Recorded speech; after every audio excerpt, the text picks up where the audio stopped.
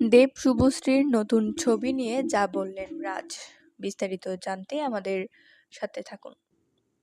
প্রায় ১০ বছর অপেক্ষার অবসান করে গত বছরের আগস্টে প্রেক্ষাগৃহে মুক্তি পায় দেব শুভশ্রী জুটির ছবি ধূমকেতু। ২০১৫ সালে ছবিটির শুটিং শেষ হলেও নানা জটিলতার কারণে লম্বা সময় ধূমকেতুর মুক্তি আটকে ছিল। দীর্ঘদিন পর মুক্তি পেলেও বক্স অফিসে দুর্দান্ত সাফল্য পায় ছবিটি। দীর্ঘদিনের মান অভিমানের পর্ব ভুলে আবারও বড় পর্দায় জুটি বাঁধছেন কলকাতার সিনেমার জনপ্রিয় এই জুটি। ইতোমধ্যেই দেব নিশ্চিত করেছেন ২০২৬ সালের দুর্গাপূজায় রূপালী পর্দায় আবারও এক হচ্ছেন তারা। তবে এর বাইরে আর কোনো তথ্য দিতে রাজি হননি ওপার বাংলার এই সুপারস্টার। নতুন এই ছবি নিয়ে মুখে কুলুপ এঁটেছেন শুভশ্রীও।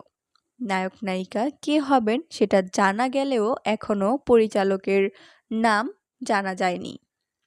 এ সম্পর্কে সাংবাদিকদের প্রশ্নের জবাবে শুভশ্রীর স্বামী নির্মাতা রাজ চক্রবর্তী বলেন, দেশু জুটিই বলুক, আমি কি বলবো, আমি কোনোভাবে পার্ট নই ছবিটার, আমার পরের ছবি হোক কলরব। সঙ্গে রাজ আরও স্পষ্ট করে দেন যে তিনি এই ছবির পরিচালনা করছেন না মোটেও। যদিও রাজের দাবি দেব শুভশ্রীর পরের ছবি কৌশিক গঙ্গোপাধ্যায় পরিচালনা করছেন।